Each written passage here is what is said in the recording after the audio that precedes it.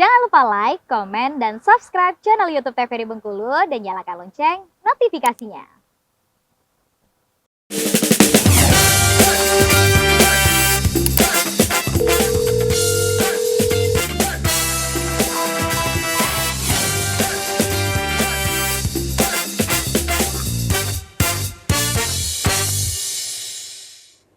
Halo pemirsa, bagaimana kabarnya hari ini? Senang sekali rasanya, saya Randy Supriyadi bisa kembali menjumpai pemirsa di rumah dalam acara kesayangan kita, Dokter Kito bersama Kito Sehat.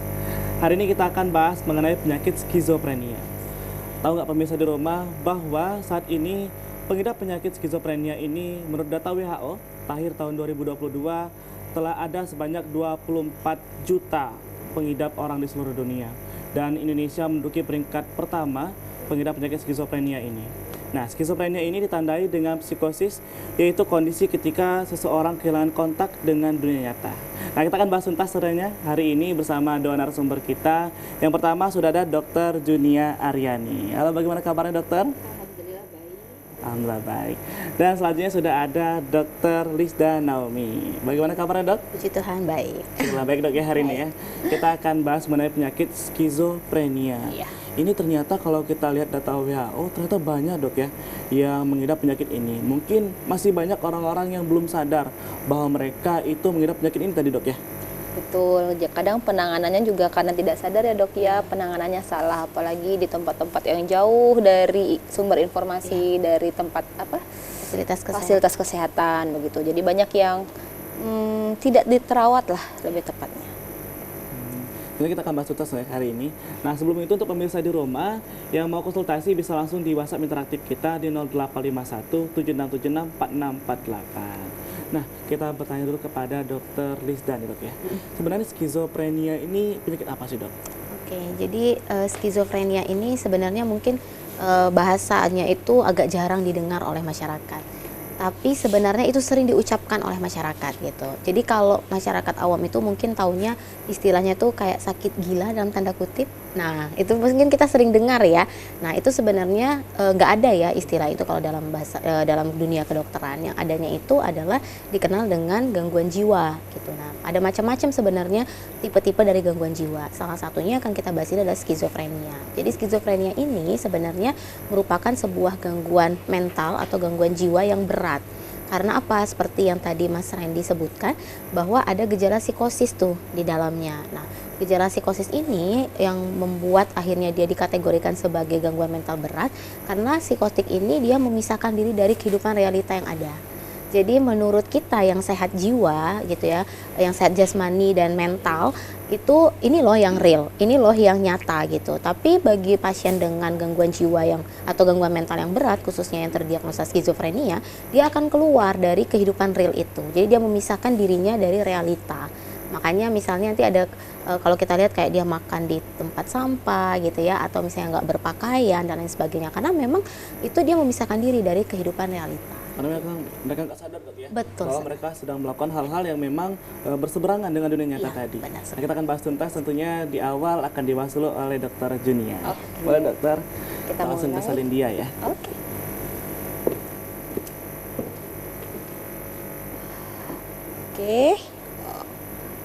Materi kita hari ini skizofrenia, tadi sudah kita singgung sebentar dan sedikit di depan apa itu, kemudian sedikit-sedikit gejalanya ya.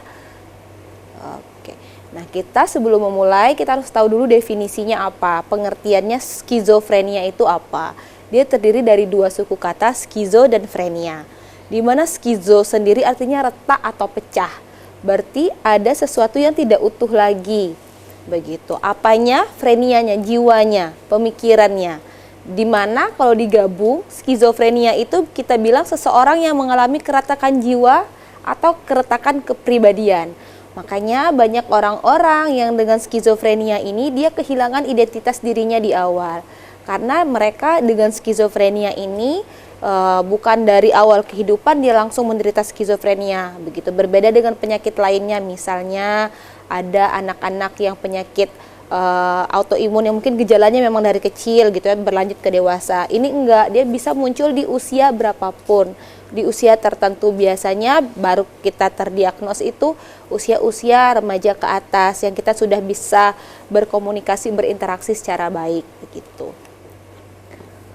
Oke, skizofrenia sendiri kalau menurut literatur kita arahnya ke PPDGJ yang ketiga, di mana sekelompok gangguan jiwa berat ya, di garis bawahi gangguan jiwa berat. Karena ada banyak yang ringan, kemudian atau di bawah skizofrenia, jenisnya akan sangat banyak dan sangat luas. Begitu pula dengan skizofrenia ini sendiri, nanti pembagiannya sendiri ada jenisnya akan sangat banyak. Ditandai oleh distorsi proses pikir dan persepsi. Kuncinya proses pikir dan persepsinya mulai berbeda, mulai bercabang ya, yang mendasar, afek yang tidak wajar atau tumpul, tetapi kesadarannya tetap jernih. Dia bukan berarti koma, tidak sadar, tidak bisa diajak berbicara. Dia bisa tampil kalau diajak berbicara sebagian besar itu seperti orang normal. Tetapi isinya itu berbeda, sudah tidak di dunia nyata lagi. Kemampuan intelektual biasanya tetap terpelihara begitu. Makanya kalau kita lihat banyak di reality show di TV-TV atau di YouTube ya, dia dengan menyelamatkan ODGJ-nya diajak berbicara, berbicaranya masih bisa dua arah, tapi kadang pembicaraannya sudah tidak nyambung. Berarti untuk intelektual itu tidak terganggu dok ya? Kan kadang kita sering lihat di sosial media dok ya, ada orang yang ODGJ ini, tapi mereka masih bisa menggunakan bahasa asing, masih mengerti rumus matematika, berarti mereka nggak terganggu dok ya?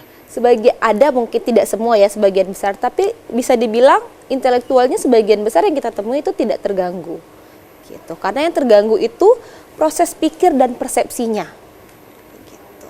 Oke, kita melanjut ke penyebab. Nah, penyebab pasti dari gangguan jiwa itu tidak ada yang pasti penyebabnya, bukan satu hal yang pasti. Misal batuk pilek pasti penyebabnya bakteri atau virus begitu. Berbeda dengan gangguan jiwa, dia bukan satu penyebab khusus, pasti multifaktorial dan kita tidak bisa menentukan secara pasti apa penyebab pastinya. Hipotesis yang paling banyak digunakan itu adalah gangguan transmitter sentral, yang terjadinya peningkatan aktivitas dopamin sentral, di mana dopamin sendiri fungsinya di tubuh kan mengatur emosi ya, ada rasa senang, rasa sedih dan lain-lain. Ada beberapa teori yang banyak digunakan saat ini, yang pertama biologi, biokimia, genetika, dan faktor keluarga. Begitu. Satu lagi mungkin ditambahkan faktor lingkungan. Misal faktor keluarga, ada di garis keluarganya yang menderita penyakit gangguan jiwa, mungkin bukan skizo atau penyakit gangguan jiwa lain. Nah, karena itu tadi teorinya itu ada gangguan transmitter sentral, berarti sesuatu yang di dalam tubuhnya itu mungkin bisa diturunkan. Tetapi apakah pasti muncul di keturunannya? Itu tidak pasti. Misal faktor lingkungannya baik, kemudian kelola emosinya bagus, bisa jadi harusnya itu muncul, tidak muncul begitu. Atau mungkin di keluarga sebelumnya tidak ada riwayat, tapi di dia bisa muncul. Jadi tidak ada sesuatu yang pasti di gangguan jiwa. Tapi tetap dengan faktor resiko tertinggi tadi dok ya, dimiliki oleh orang-orang yang memang sudah ada riwayat dari orang tuanya atau keturunan yang lebih dulu dok ya?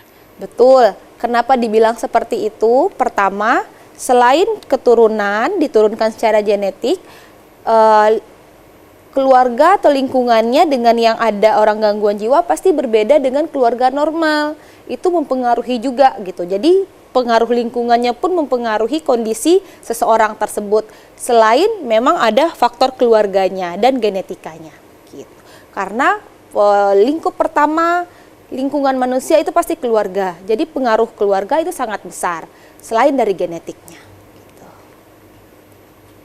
Oke, kita masuk selanjutnya di gejala klinis. Nah, menurut PPDGJ, ini saya note sebelum kita jelaskan, nggak boleh men-self-diagnose. Oh dok, saya ada gejala ini, jangan-jangan gitu. Enggak. Biasanya orang yang benar-benar mengalami hal tersebut nggak sadar. Gitu. Mereka nggak merasa dirinya ada kelainan. Mungkin ada beberapa yang belum berat atau masih tahap awal, kok saya berbeda ya, mereka mencari pertolongan ada. Tapi kalau yang sudah berat dan lanjut, biasanya mereka nggak sadar kalau dirinya mengalami kelainan. Begitu. Sedikitnya satu gejala yang amat jelas, berarti harus jelas. Atau dua gejala atau lebih apabila gejala tersebut tidak jelas. Gitu.